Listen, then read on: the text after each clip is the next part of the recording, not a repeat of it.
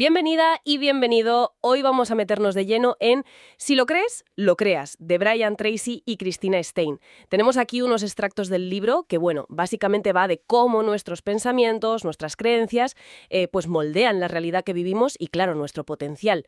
La idea hoy es desgranar un poco el contexto de este libro, qué es lo que ofrece, sus puntos así más importantes y, sobre todo, cómo puede tener un impacto positivo en la vida, ¿no? ¿Nos ponemos a ello? Por supuesto.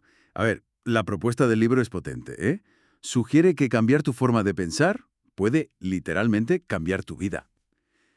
Vamos a ver cómo va desde la raíz de nuestras limitaciones, digamos, hasta estrategias más prácticas para sacar todo nuestro potencial. El punto de partida que mencionas es fuerte.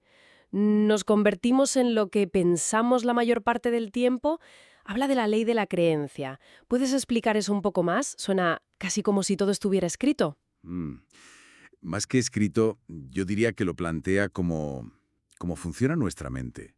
Sostiene que las creencias que tenemos más dentro, sobre todo si tienen carga emocional, actúan como un filtro, ¿sabes?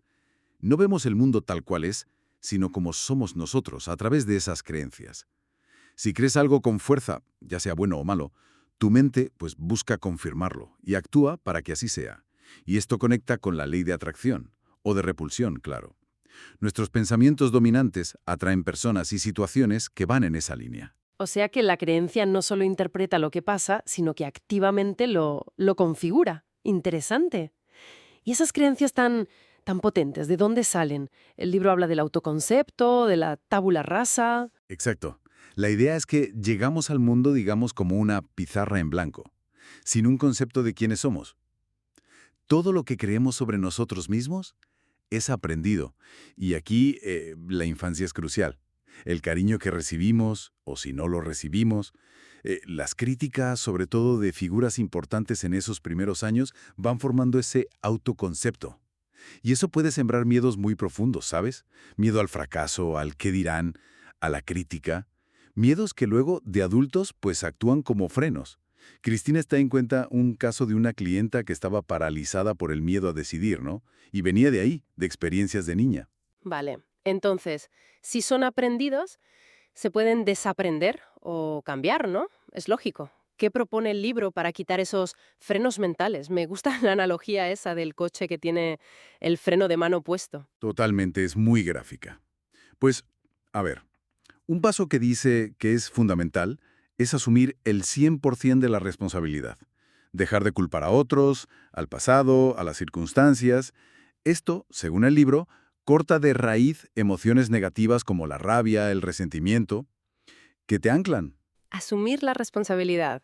Sí, y el otro pilar es el perdón. Perdonar a quienes creemos que nos hicieron daño. Padres, exparejas, da igual. Y ojo, muy importante, perdonarnos a nosotros mismos por errores del pasado. No es olvidar o justificar, ¿eh? Es liberarnos de esa carga emocional. Incluso sugieren cosas prácticas, como escribir cartas de perdón, aunque no las envíes, como un ejercicio para soltar. Uf, asumir responsabilidad y perdonar suena liberador, la verdad, como quitar ese freno de mano. Sí. Vale, y una vez que hemos, digamos, limpiado el terreno, ¿hacia dónde nos guía el libro? Habla de objetivos, de acción, de relaciones. Pues una vez liberada esa energía mental, el enfoque es más proactivo. Primero, tener muy claro qué quieres. Definir tus valores, tu visión, ponerte metas concretas que se puedan medir. Segundo, desarrollar las habilidades que necesitas. Identificar dónde flaqueas y ponerte a aprender, a mejorar. Formación continua, vamos. Tercero, orientarse a la acción. No vale solo compensar. Hay que hacer cosas. Y cuarto, que es vital, cuidar las relaciones, que sean sanas. Aquí meten lo de las 5A, que son como claves. Aceptación del otro, agradecimiento, admiración sincera, aprobación, decir las cosas buenas, y atención, sobre todo, escuchar de verdad. Entendido. Entonces, el libro te da como un mapa completo, ¿no? Desde entender cómo te limitan tus creencias, pasando por herramientas para quitar esas limitaciones, como la responsabilidad y el perdón, hasta una guía para construir lo que quieres, metas, habilidades, acción, y cuidar tu entorno con relaciones sanas. El impacto puede ser, una transformación profunda. Exactamente. El mensaje de fondo es de empoderamiento, que tenemos un potencial enorme dentro y que las barreras de verdad suelen ser las que nos ponemos nosotros mismos en la cabeza. Identificar y desmontar esas creencias es la llave para liberar ese potencial. Y nos deja una pregunta ahí flotando, casi como un reto personal. El libro dice que estamos aquí con un propósito grande, para hacer algo maravilloso. Si no hubiera límites autoimpuestos por cómo pensamos, ¿qué haría realmente esa persona con su vida? Con esa reflexión tan potente, cerramos este análisis de Si lo crees, lo creas. Hasta la próxima. Hola. Hoy, abrimos las páginas de Si lo crees, lo creas, de Brian Tracy y Christina Stein. Un libro muy interesante, sí. Nos vamos a centrar en el primer capítulo. Plantea una pregunta, yo creo, fundamental. ¿Por qué a veces nos sentimos como atascados? Sí, ¿por qué la gente se estanca? Exacto. Vamos a ver qué dice este capítulo, sobre todo pensando en quien igual no conoce mucho estos temas. Me parece una buena idea. El capítulo, vamos, lo que argumenta es que muchas veces, la mayoría de las veces, diría yo, lo que nos frena no son las cosas de fuera. No son las circunstancias. No exactamente. Son más bien barreras internas. O sea, cómo nuestros pensamientos, nuestras creencias que hemos ido, pues, aprendiendo, Aprendiendo, sin darnos cuenta. a menudo sin darnos cuenta, ¿sí? Y cómo eso puede limitar nuestro potencial. Hay una historia que cuenta Brian Tracy, personal, que a mí me pareció muy, muy gráfica. La del coche. Esa misma. Que compró el coche de sus sueños, un Mercedes, pero no iba bien, no rendía. Ya, Y resultó que era una pieza pequeña, mal ajustada en el carburador por un mecánico anterior. fíjate. La corrigieron y, claro, el coche desató toda su potencia. Me parece una imagen potente, ¿no?, para el potencial humano. Totalmente. Es una analogía perfecta. De hecho, conecta con otra metáfora que usa el libro, ¿Cuál? la de un coche nuevo. Imagínate, un cochazo, pero con el freno de mano echado, o una rueda bloqueada. Claro, no puede avanzar. Exacto. Por muy bueno que sea, si hay algo que lo frena, pues el coche o da vueltas en círculo o simplemente no se mueve como debería. Y así serían las creencias limitantes o los miedos. Precisamente. Eso es lo que describe el libro. Actúan así como un sabotaje interno, aunque el potencial, esté ahí, intacto. El libro introduce un concepto clave, la ley de la creencia. ¿Puedes explicarnos un poco qué es eso? Claro, la ley de la creencia, tal como la exponen, viene a decir que aquello en lo que creemos muy fuerte, ¿sabes? Con emoción, Ajá. pues tiende a convertirse en nuestra realidad. O sea, no vemos el mundo tal cual es. Sino cómo somos nosotros. Exacto. Lo vemos a través del filtro de nuestras creencias. Y aquí hay un punto, crucial, que se recalca mucho. ¿Cuál? Que todas las creencias son aprendidas. Nadie nace con ellas. O sea, que no vienen de fábrica, digamos. Nada. Cero. Y esto es súper importante porque nos lleva directos a otra idea, la del autoconcepto. El autoconcepto. ¿Te refieres a la idea que tenemos sobre quiénes somos? Justo eso. El libro dice que llegamos al mundo como una tabula rasa, ¿no? La famosa pizarra en blanco. Ya. Y nuestro autoconcepto, es decir, quiénes creemos que somos, de qué nos vemos capaces, todo eso se va formando desde muy pequeños. Con las experiencias. Sí, sobre todo con las interacciones tempranas. La forma en que nos dan amor o nos critican. Ah, claro. Si el amor que recibimos fue, digamos, condicional, si sentíamos que teníamos que cumplir expectativas para que nos quisieran, Uf, eso puede marcar. marca, y mucho. Puede generar miedos muy profundos. Miedo al fracaso, miedo a la crítica. Derivados de ese amor condicional. Exacto. Y esos miedos van formando un autoconcepto negativo. Y ese autoconcepto negativo, pues es como ese freno bloqueado del coche que decíamos. Te impide avanzar. Es fuerte pensar cómo algo de la infancia puede acabar creando patrones, hábitos negativos que nos frenan ya de adultos. Sí, sí. Las notas de Christina Stein incluso apuntan que a veces tiene reflejo físico, ¿no? Tensión, estrés. Sí, así es. A veces el estrés crónico, ciertas molestias, pueden ser la forma en que el cuerpo expresa esos conflictos internos, esas creencias que están ahí operando por debajo. Ya, Pero, y esta es la parte buena, la que subraya el capítulo, a ver, que como todo esto se aprende, pues también se puede desaprender. ¿y cambiar? Ah, O sea que no es una condena. para nada.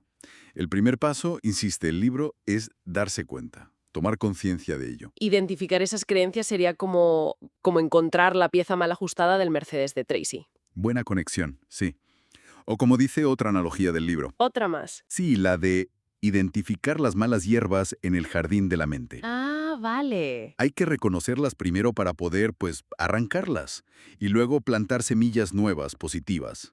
El capítulo insiste mucho en eso, en la autoobservación y en la decisión de cambiar. Entonces, resumiendo un poco, la idea principal de este capítulo 1 es que el estancamiento, esa sensación de no avanzar, normalmente viene de dentro. Eso es, Son esas creencias que nos limitan, miedos que aprendimos, una imagen propia que igual está un poco tocada. todo eso actúa como frenos internos, ¿sí?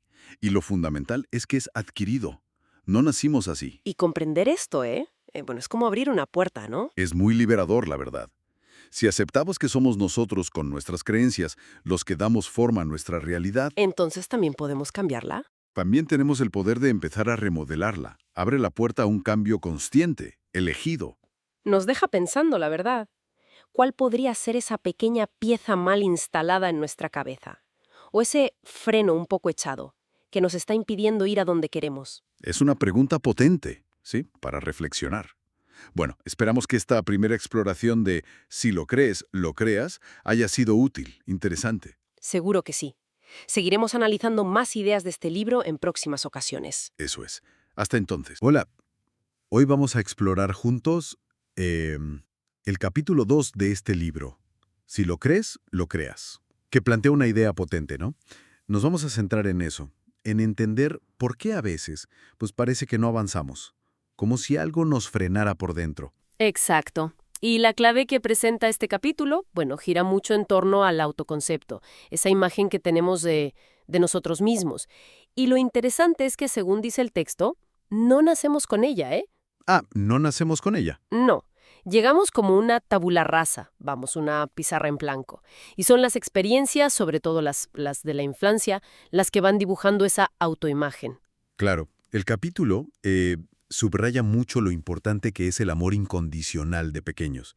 Sugiere que si de niños nos critican mucho o sentimos que el amor depende de cómo nos portamos, pues empezamos a desarrollar miedos. Sí, De hecho, dice algo curioso, que solo 2 miedos son innatos, el de los ruidos fuertes y el de caerse.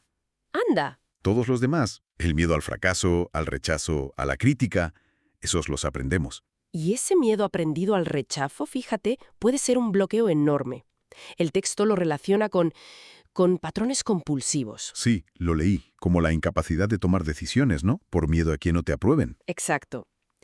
O como ese estrés puede incluso afectar físicamente, somatizar, vamos.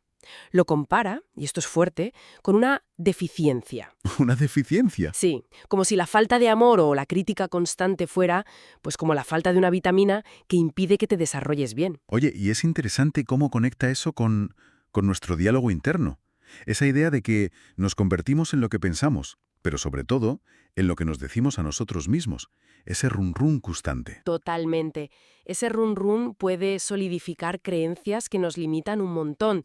El típico no soy capaz o esto no es para mí. Claro. El texto, bueno, identifica algunas raíces comunes de esas emociones negativas que nos paralizan. ¿Como cuáles, por ejemplo? Pues mira, una es justificar, echar la culpa afuera, ¿sabes? Uf, sí, eso es muy típico. Otra, tomarse las cosas a lo personal, lo llama identificación, como si todo fuera por ti. Entiendo. Y también la hipersensibilidad, estar súper pendiente de lo que opinan los demás, que muchas veces viene de esas críticas que decíamos, ¿no?, de pequeños. Ya. Y destaca la culpa. La culpa como una emoción, bueno, a veces úsala para manipular incluso. Vale, entonces, si estas barreras las hemos aprendido, ¿qué propone el libro para empezar a quitarlas? Pues ahí entra un concepto que a mí me parece muy, muy interesante. La psicología de la autoimagen de Maxwell Maltz. Ah, sí, lo menciona. Sí, la idea central que recoge el libro es que, bueno, que visualizarnos como la persona que queremos ser puede cambiar nuestra conducta. Visualizarnos. Así, sin más. Bueno, a ver, la teoría es que la mente subconsciente, digamos, no distingue muy bien entre algo que vives de verdad y algo que imaginas muy vivamente. Entonces, al crear esa nueva imagen mental tuya, el subconsciente empieza a trabajar para que tu forma de actuar, tu lenguaje corporal, todo, se alinee con esa imagen nueva. Qué curioso el poder de la visualización. Y junto a esto, el texto propone otro pilar para liberarse, ¿no? Sobre todo de la culpa y el enfado. Sí, la aceptación de la responsabilidad. Pero, ¿cómo? ¿Cómo lo diferencia de simplemente culparse a uno mismo? Que eso tampoco ayuda mucho. Claro, es una distinción súper importante. Aceptar la responsabilidad, como lo plantea aquí, no es buscar culpables. Ni siquiera tú mismo. Es más bien preguntarte, a ver, ¿qué papel jugué yo aquí? ¿Qué decisiones tomé o no tomé? Ya veo. Al hacer eso, recuperas el control, ¿entiendes? Ya no eres una víctima de las circunstancias o de los demás. Eres alguien que puede aprender y actuar distinto la próxima vez. Insiste mucho en que dejar de culpar a otros o a ti mismo es liberador. Y eso nos lleva directos a otra herramienta clave, que destaca, el perdón. El perdón, sí. Pero con un matiz importante, creo. Dice que perdonar no es tanto para liberar al otro, sino para liberarte tú, quitarte esa carga. Exactamente, ese es el punto. Habla de perdonar a los padres, por ejemplo, entendiendo que, bueno, quizá hicieron lo mejor que supieron con lo que tenían. ¿Sí? Aceptando tu parte de responsabilidad en cómo fueron las cosas. Vale. Y algo que me parece crucial, perdonarse a uno mismo. Reconocer que la persona que cometió errores, pues no eres la misma persona hoy. Has aprendido, has cambiado. Hay un ejemplo en el libro, bastante potente, ¿no? Sobre alguien que va a hablar con su padre años después por algo que le dolió mucho de niño. Sí, sí lo recuerdo. Y el padre ni se acordaba. Exacto. Es que es impactante, ilustra muy bien cómo a veces cargamos con un peso que para el otro o no existió o significó algo totalmente diferente. Claro. Ese ejemplo lo que subraya es que el perdón es, al final, un acto interno, para ti. Su poder está en la liberación emocional tuya, de quien perdona. Da igual si el otro lo acepta, lo entiende o ni se acuerda, como en el ejemplo. Te libera a ti. Vamos. Reflexión final que podríamos sacar de todo esto es, bueno, pararnos a pensar qué historias nos contamos a nosotros mismos, sobre quiénes somos, de qué somos capaces, basadas en el pasado. Prestar atención a ese relato interno puede ser el primer paso para poder cambiarlo si no nos está ayudando a avanzar. Una exploración muy interesante, la verdad. Si este análisis os ha parecido útil o ha despertado la curiosidad, pues nada, invitamos a la audiencia a encontrar más contenido como este y a seguir la conversación en nuestro canal de YouTube. Muchas gracias por escucharnos. Bienvenida y bienvenido. Hoy nos metemos de lleno en el capítulo 3, Dejar ir el pasado, de un material muy interesante. La idea es sacar en claro cómo esas experiencias antiguas, sobre todo las malas, pues, nos pueden estar frenando. Y ver cómo soltar ese peso, ¿no? Partimos de algo que suena mucho. Que a veces no avanzamos por bloqueos mentales, miedo a fallar, a que nos rechacen, cosas que, bueno, a menudo vienen de la infancia, quizás por críticas o por sentir que el cariño, digamos, no era gratis. Se pone el ejemplo de alguien que parece tenerlo todo bien, pero siente que algo falta. ¿Cómo va eso? Exacto. Es que el material subraya mucho cómo esas primeras vivencias van creando nuestro autoconcepto, que es básicamente la idea que tenemos de quiénes somos, ¿no? Nacemos como una hoja en blanco, por así decirlo, pero lo que vivimos, sobre todo los primeros años, va dejando huella, creencias sobre nosotros, sobre el mundo. Y si falta ese amor incondicional, pues pueden nacer miedos, esa necesidad de que los demás te aprueben todo el rato. Y se menciona la pirámide de Maslow, ¿verdad? Esa jerarquía de necesidades. Desde lo básico, sobrevivir, hasta arriba del todo, la autorrealización, pasando por sentir que perteneces, la autoestima. Si lo básico falla, nos quedamos como obsesionados con eso. Justo, es una buena forma de ver cómo si las necesidades de abajo no están cubiertas, pues es difícil subir. Te quedas ahí, enfocado en la carencia, y cuesta crecer personalmente. Vale, eso explica un poco de dónde viene. Pero, a ver, ¿por qué se quedan ahí esas emociones negativas? ¿Por qué persisten tanto? El capítulo habla de 3, como 3 trampas mentales. Una es la justificación, convencerte de que tienes todo el derecho del mundo a estar enfadado. Sí, esa es muy típica. Luego, la identificación, tomártelo todo a pecho, ¿no? Como si todo fuera por ti. Exacto, eso que a veces llaman el error de atribución. Pensar que si alguien hace algo mal y te afecta, es por tu culpa. En vez de pensar que esa persona tiene sus propias movidas, ¿sabes? Ya.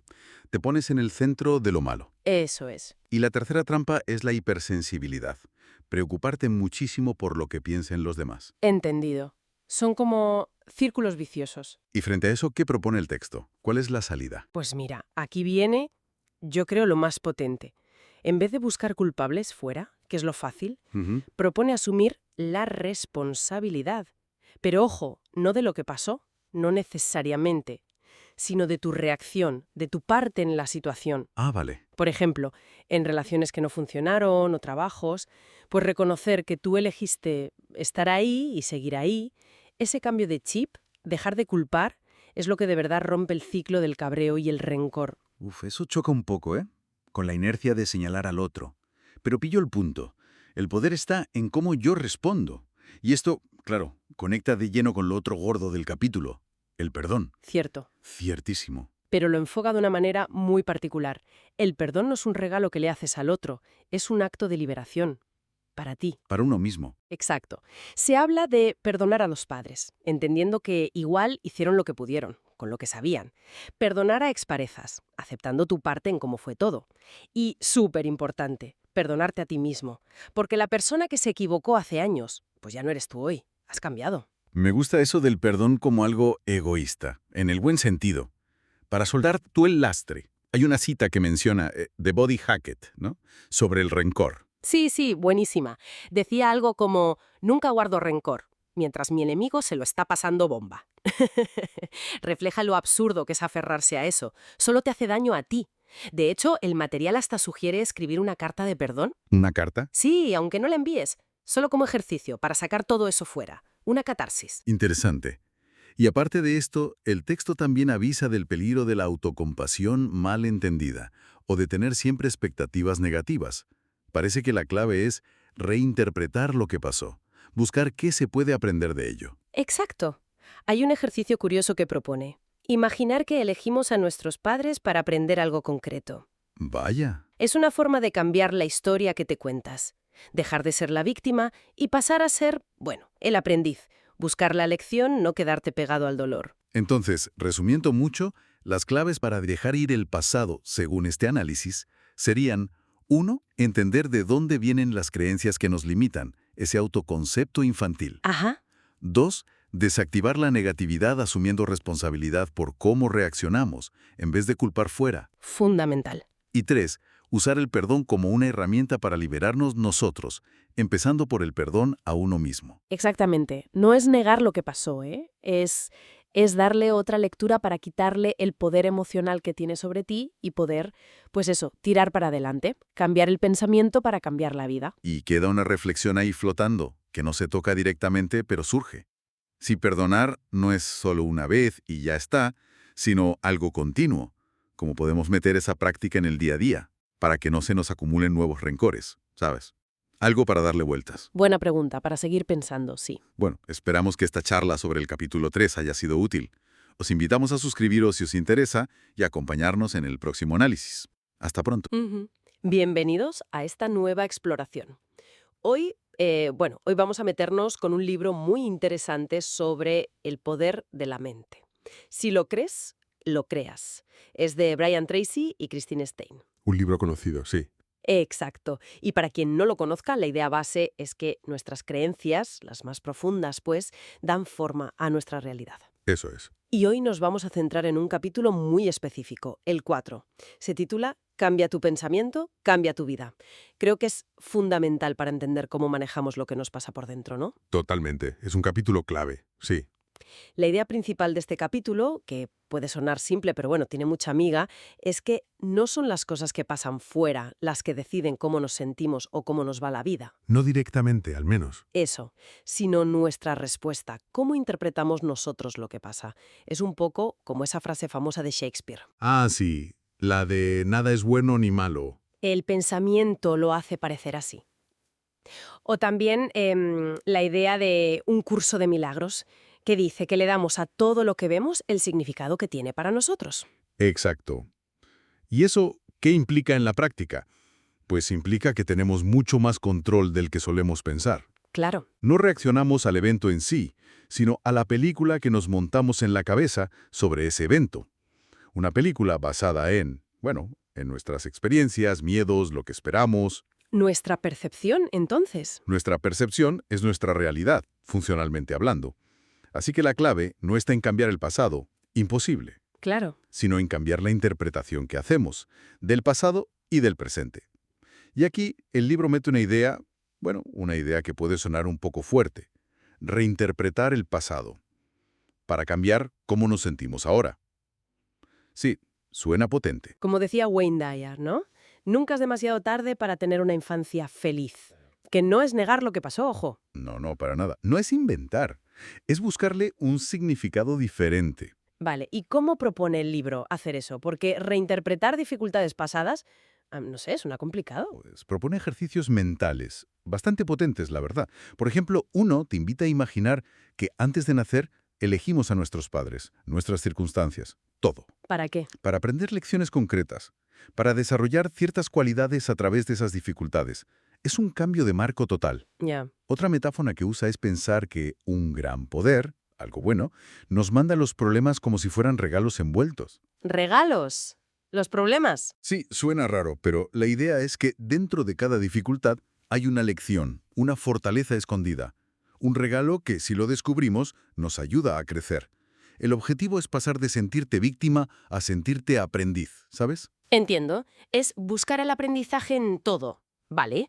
Y esta idea de elegir cómo vemos las cosas, cómo se relaciona con manejar los pensamientos negativos del día a día, esos que nos asaltan. Se conecta directamente con lo que el libro llama la ley de la sustitución mental. La ley de la sustitución. Sí, es simple pero muy eficaz. La mente consciente solo puede tener un pensamiento a la vez, uno solo. Ajá. Entonces podemos elegir cortar un pensamiento negativo, uno que nos limita, y meter activamente uno positivo, uno constructivo. O sea, cambiar uno por otro. Exacto. No es suprimirlo a la fuerza, es reemplazarlo. Enfocas tu atención en el pensamiento bueno y el malo, pues pierde fuerza. Es dirigir tu mente de forma consciente. Vale, como cambiar el canal de la tele mental. Algo así, sí. Y esto, a su vez, tiene mucho que ver con el trabajo del Dr. Martin Seligman sobre el optimismo aprendido. Ah, sí, he oído hablar de él. Seligman descubrió que la diferencia entre optimistas y pesimistas no está tanto en lo que les pasa, Ah, ¿no? sino en cómo se explican a sí mismos por qué pasan las cosas. Su estilo explicativo lo llama él. ¿Y cómo es eso? Pues los pesimistas tienden a ver los problemas como permanentes. Esto va a durar siempre. Globales, todo me va mal. E internos, es culpa mía. Uf, qué agobio. Ya. En cambio, los optimistas los ven como temporales. Esto pasará. Específicos, solo afecta a esta área. Y externos, ha sido mala suerte o las circunstancias. Entiendo la diferencia. Y lo mejor es que Seligman demostró que este estilo se puede aprender. Se puede modificar. Podemos entrenarnos para ser más optimistas, más resilientes. Eso da mucha esperanza, la verdad. Y hablando de pensamientos negativos, la preocupación es muy común. El capítulo da una herramienta concreta para eso, ¿no? La técnica de los 4 pasos, el Worry Buster. Sí, el destructor de preocupaciones. Es muy práctica. ¿Nos la explicas? Paso a paso. Claro. El paso 1 es: define la preocupación claramente. Y por escrito. Sacarla de la cabeza ayuda mucho a verla más objetiva. ¿Qué es exactamente lo que te preocupa? Sé específico. Vale, definirla bien. Primer paso. Piensa en el peor resultado posible. ¿Qué es lo peor de verdad que podría pasar si eso que te preocupa se cumple? Hay que mirar al miedo a la cara. Uf, eso puede dar miedo. Sí, pero a menudo solo decirlo o escribirlo ya le quita poder. Te das cuenta de que quizá no es tan terrible. De acuerdo. Definir y luego el peor escenario. ¿Y el tercero? El paso 3 es clave y a veces va contra la intuición. Decide aceptar mentalmente ese peor resultado si llegara a pasar. Aceptarlo. Sí. Resuélvete a que podrías vivir con ello. Ojo, no es resignarse pasivamente, es quitarle la resistencia mental que alimenta la ansiedad. Si aceptas la posibilidad, la carga emocional baja un montón. Vale. Aceptar la posibilidad de lo peor. Y el último paso. Y paso 4. Empieza inmediatamente a hacer algo para mejorar la situación respecto a ese peor escenario. Toma acciones. Haz lo que puedas para evitar que ocurra o para que sus consecuencias sean menores. Enfócate en la solución, aunque el primer paso sea pequeño. Entonces, la secuencia es definir, pensar lo peor, aceptar esa posibilidad y actuar para mejorar. Suena a recuperar el control, ¿no? Exactamente. Te saca de la parálisis, de la preocupación, de darle vueltas sin sentido y te pone en modo acción. Te devuelve la sensación de que puedes hacer algo. Queda claro, sí. El mensaje de este capítulo es muy potente. Nuestro gran poder está en elegir cómo miramos las cosas, cómo interpretamos lo que nos pasa, para que nos fortalezca en vez de debilitarnos, tanto con el pasado como con el presente. Así es. Y bueno, quizá como reflexión final para la gente que nos escucha, podría ser interesante pensar, ¿hay alguna experiencia del pasado, alguna dificultad, que todavía pese? Seguro que sí, todos tenemos algo. Pues, ¿sería posible volver a mirarla mentalmente? Pero no para quedarse en el dolor, sino con la intención activa de buscar ese regalo escondido, esa lección, esa fortaleza que igual en su momento no se vio. Buscar el regalo oculto. Sí, quizá la respuesta a esa pregunta sea un paso importante para cambiar el presente. Una invitación muy poderosa a mirar dentro. Muchas gracias por acompañarnos en este análisis del capítulo 4 de Si lo crees, lo creas. Esperamos que estas ideas hayan sido útiles. Un placer como siempre. Y no olviden suscribirse para no perderse nuestro próximo análisis. Seguiremos explorando las claves de este libro. Hasta la próxima. Hola, hoy vamos a meternos con un tema que nos toca a todos, el cambio. Siempre presente, ¿verdad? Totalmente. Vamos a analizar a fondo el capítulo 5, Conviértete en un maestro del cambio, del libro Si lo crees, lo creas. Es de Brian Tracy y Christine Stein. Un libro interesante, sí. La idea es sacar las claves, lo más útil, sobre cómo gestionar eso que es lo único seguro en la vida, ¿no? El cambio. Y que nadie se preocupe si no ha leído el libro, ¿eh? Aquí lo vamos a desgranar. Eso es, porque el cambio, pues es inevitable. Y, a ver, seamos sinceros, muchas veces nos agobia, nos resistimos. Claro. Este capítulo lo que busca es darle la vuelta, o sea, pasar de sentir que nos arrastra a, digamos, tomar nosotros el control. Me recuerda mucho a esa anécdota de Einstein. Ah, sí. La del examen. Esa misma. Que puso las mismas preguntas que el año anterior. Y claro, le dijeron, pero, profesor. Y él respondió, sí, las preguntas son las mismas, pero las respuestas han cambiado. Muy bueno. Y muy aplicable a hoy, que todo va rapidísimo. Exacto. Hoy cambian a una velocidad tremenda. Y fíjate, el capítulo empieza justo por ahí, por algo que parece obvio, pero no lo es tanto, la importancia de pensar. Dice que pensar es el trabajo mejor pagado, y no por el esfuerzo en sí, sino por las consecuencias de ese pensamiento. Claro. La calidad de cómo piensas sobre todo ante algo nuevo o un cambio, pues determina tus decisiones, tus actos y al final tus resultados. Eso es. Y no es solo pensar por pensar, ¿eh? Es pensar bien, con profundidad. Muchas veces los errores vienen de no pararse lo suficiente a analizar las cosas. De ir un poco a lo loco, ¿no? Pues sí, sobre todo ahora, con tanta información por todos lados, la tecnología que no para, la competencia. Pensar poco o mal tiene consecuencias mucho más gordas que antes. Vale, entiendo. ¿Y qué herramientas da el libro para fomentar ese pensamiento más profundo frente al cambio? Pues mira, una muy potente es lo que llaman el pensamiento base cero. Base cero. ¿Cómo va eso? Pues es hacerse una pregunta muy, muy directa. Es, sabiendo lo que sé ahora mismo, ¿hay algo que estoy haciendo hoy que no volvería a empezar? Uf, directa sí que es. Ya, te obliga a ser súper honesto contigo mismo, a revisar trabajos, relaciones, proyectos, inversiones, todo. Claro, porque a veces seguimos por inercia, ¿no? Exacto. Ahí entran los costos irrecuperables. Todo ese tiempo, dinero, esfuerzo emocional que ya has metido en algo que quizás ya no funciona o no tiene futuro. Eso es. Y cuesta mucho soltarlo, ¿eh? Admitir que te equivocaste o que las cosas han cambiado. Pero aplicar la base cero te da como permiso para decir hasta aquí y redirigir tu energía a otra cosa. Es una fortaleza en realidad. Entiendo. Requiere valor, sí. Y esto me lleva a otra idea que mencionan, aunque quizá más de pasada. La anticipación y la preparación. Sí, y es fundamental. No se trata de adivinar el futuro, que eso es imposible, Claro. pero sí de pensar en posibles escenarios. ¿Qué podría pasar? Y si pasa esto, ¿qué necesitaría? ¿Qué habilidades, qué conocimientos, qué apoyo? Es como prepararse para la lluvia antes de que empiece a llover. Justo. Adquirir esas habilidades, ahorrar por si acaso, tener una red de contactos. Eso no quita la incertidumbre, pero te da mucha más tranquilidad y capacidad de respuesta cuando llega el cambio. Pasas de reaccionar asustado a actuar con estrategia. Tiene todo el sentido. Y supongo que esa preparación también ayuda con la parte emocional, ¿no? Con esa resistencia que todos tenemos un poco al cambio. Totalmente. El libro habla de eso. Sugiere intentar ver el cambio no como una amenaza, sino como una oportunidad de mejora. Buscarle el lado bueno, la lección. Que no siempre es fácil. No, claro que no. Pero el primer paso, y esto es crucial, es aceptar la realidad. Aceptar cómo son las cosas ahora, aunque no te gusten. En lugar de negar o resistirte. Exacto. La negación o la resistencia solo gastan tu energía y te estresan más. Aceptar no es rendirse, ¿eh? Es reconocer el punto de partida para poder actuar desde ahí. Sin esa aceptación, cualquier plan se tambalea. Vale, entonces, resumiendo un poco, el cambio está ahí, es inevitable, a veces nos da vértigo, pero no tiene por qué ser nuestro enemigo. Eso es. Y sobre todo aceptar la realidad, podemos manejarlo mucho mejor.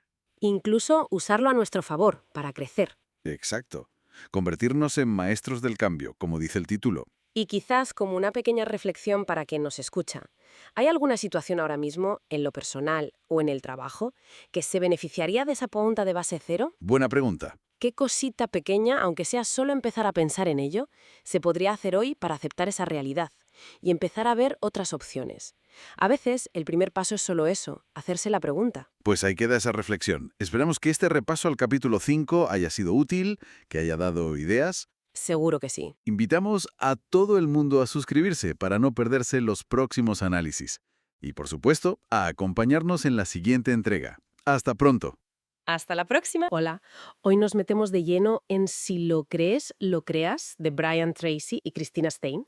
Vamos a ver algunas ideas clave de extractos del libro sobre cómo la mente, las creencias, bueno, cómo todo eso influye en nuestro potencial. ¿Suena interesante? Sí, la idea es sacar el jugo a cómo superar esos bloqueos mentales y construir una vida más plena.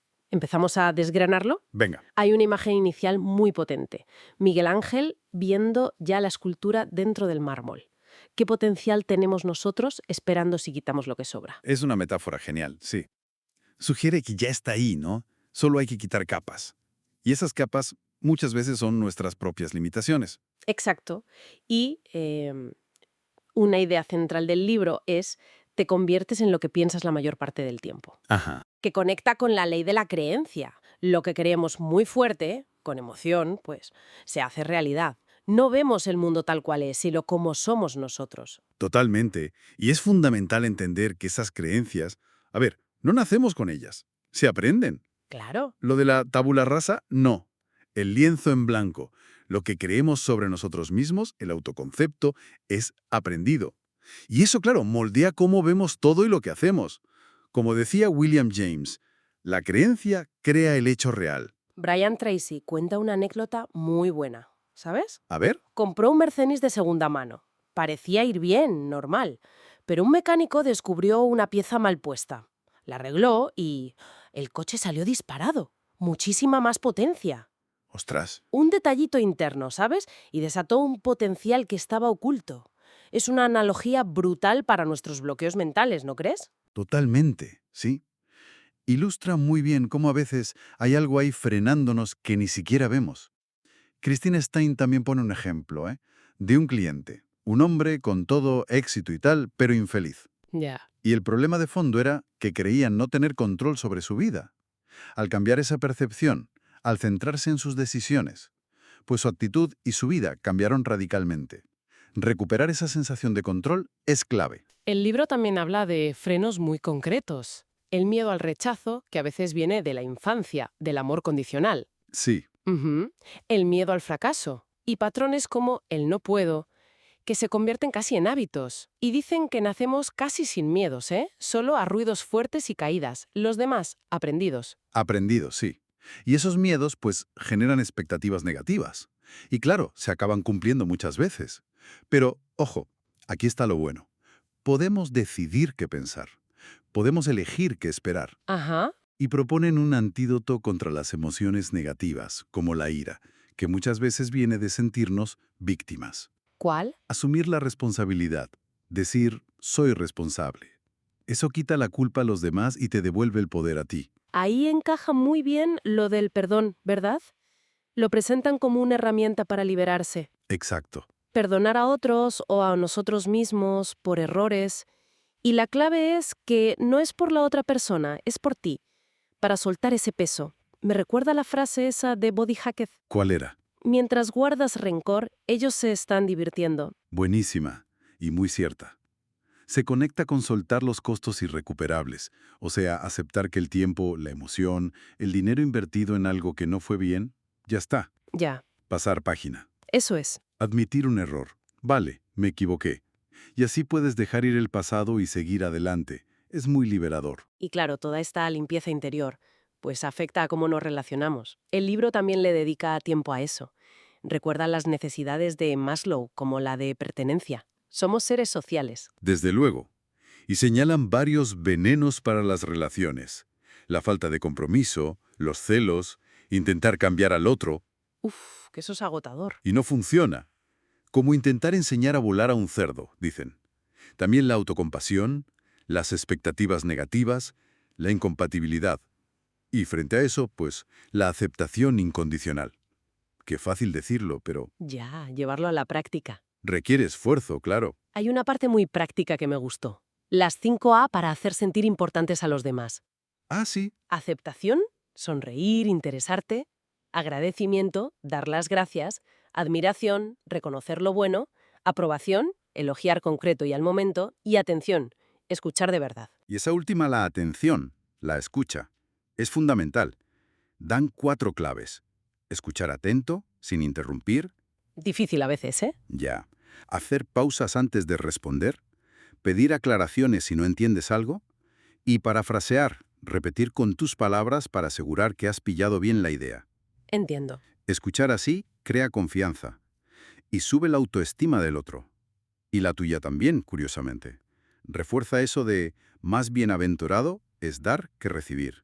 Al final, todo este trabajo interior y de relaciones, según el libro, tiene que llevarnos a la acción. Claro, si no se queda en teoría. Hablan de tener valores claros, visión, misión, propósito y metas. Metas escritas, dicen. El éxito son las metas. Y junto a la acción, el aprendizaje constante. Me gusta mucho la idea de que todas las habilidades se pueden aprender. Sí, es potente. Sugieren identificar tu habilidad clave más floja y centrarte ahí. Mejorar eso puede tener un impacto enorme. Al final, pensar con calidad, enfocado en resultados, en consecuencias, es el trabajo mejor pagado. Pues resumiendo un poco esta exploración de si lo crees, lo creas, nos quedamos con que somos arquitectos de nuestra realidad, ¿no? A través de lo que pensamos y creemos. Eso es. Que podemos soltar lastre del pasado con responsabilidad y perdón, y que para construir un futuro mejor hay que cuidar las relaciones y actuar con un propósito claro. Muy bien resumido. Y quizás, para terminar, una reflexión que se deriva del texto. Si aceptamos que cada dificultad trae una lección, un regalo escondido, Ajá. ¿cuál podría ser ese regalo valioso que está esperando en el mayor desafío que esté enfrentando ahora mismo la persona que nos escucha? Buena pregunta para quedarse pensando. El libro es Si lo crees, lo creas, de Brian Tracy y Christina Stein. Muchas gracias por acompañarnos en este análisis Gracias. y no olviden suscribirse para no perderse la próxima entrega. Hasta pronto. Hola, hoy nos metemos de lleno con un libro muy interesante sobre el potencial personal. Si lo crees, lo creas, de Brian Tracy. Hola. Sí, un clásico moderno, podríamos decir. Exacto. Y nos vamos a centrar en un capítulo muy específico, el 7, que se titula Manos a la obra. Un título muy directo. Sí, para la gente que no conozca el libro, los capítulos anteriores van mucho de cómo quitarse frenos mentales, barreras, y este capítulo es como el siguiente paso lógico, ¿no? Cómo pasar a la acción. Justo eso. Es el momento de decir, vale, ya hemos limpiado el terreno, ahora ¿cómo construimos? La idea central es potente. Lo que vemos fuera en nuestra vida es un reflejo de lo que pensamos, de nuestras ideas dominantes. O sea que si quieres cambiar tu vida, tienes que empezar por llenar la cabeza con lo que sí quieres ser, lo que quieres lograr. Exactamente. Y bueno, como decía Napoleon Hill, que cita el libro, hacen falta 3 cosas. Un propósito claro, saber qué quieres, y un deseo ardiente de conseguirlo. Este capítulo intenta darnos las herramientas para eso. Pues suena muy práctico. Vamos a ver esas herramientas, esas claves que da para, bueno, para conseguir cosas importantes. Vamos a ello. El capítulo arranca fuerte. Dice que hay que ser poderoso, decidido y autónomo. Y para eso da 7 claves. La primera, los valores. Fundamental. No vale tener una idea sin el aire. Tienes que saber concretamente qué es importante para ti, en qué crees, qué defiendes. Y propone un ejercicio, ¿verdad? Definir tus 3 o 5 valores principales. Por ejemplo, si para mí es importante la honestidad, ¿cómo afecta eso a mis decisiones? Claro, porque esos valores son la base de todo. Y sobre esa base viene la segunda clave, la visión. La visión. Imaginar el futuro. Sí, pero no de cualquier manera. Crear una imagen clara, atractiva, de tu vida ideal dentro de 5 años y que esté alineada con esos valores que has definido antes. Entiendo. Si mi valor es la libertad, pues mi visión incluirá, tener más autonomía en mi trabajo o viajar más, por ejemplo. Exacto. Esa imagen es la que te tira, la que te motiva. ¿Vale? Valores como el por qué, visión como el qué a largo plazo. Y el día a día. Ahí entran la misión y el propósito, ¿no? Correcto. Digamos que son la brújula. La misión es qué haces para acercarte a esa visión. Y el propósito es el porqué más profundo de hacerlo. Le dan dirección a todo. Y esto nos lleva a la cuarta clave, que me parece súper concreta. Los objetivos. Clave. Metas claras, específicas y, ojo, escritas. El autor es muy tajante con esto. El éxito son las metas, lo demás son comentarios. Hay que trabajarlas a diario. Convertir la visión en pasos pequeños, ¿no? Eso es. Y da un plan de 7 pasos para lograr esos objetivos. ¿Quieres que repasemos alguno? Sí, por ejemplo, ¿cuál destacarías? Pues mira, el tercero me parece muy interesante. Identificar los obstáculos y atacar primero al más grande. ¡Ostras! Al más grande. Suena contraintuitivo. Sí, lo normal sería empezar por lo fácil, ¿verdad? Pero la idea es que si te quitas de en medio el mayor problema, ganas una inercia y una confianza enormes. Tiene sentido, sí. Libera mucha energía mental, supongo. Exacto. Los otros pasos son definir la meta, escribirla, ver qué necesitas saber, quién te puede ayudar, hacer un plan y, claro, actuar cada día. Un sistema completo. Y hablando de necesitar saber cosas, llegamos a la quinta clave, conocimiento y habilidades. Aquí hay una idea que me parece muy potente. A ver, ¿cuál? Que todas las habilidades se pueden aprender. Todas. Pone el ejemplo de que la gente que está arriba, en el 20% superior de su campo, empezó abajo, en el 20% inferior. Es una idea muy liberadora, ¿verdad? Rompe con el mito del talento innato como algo fijo.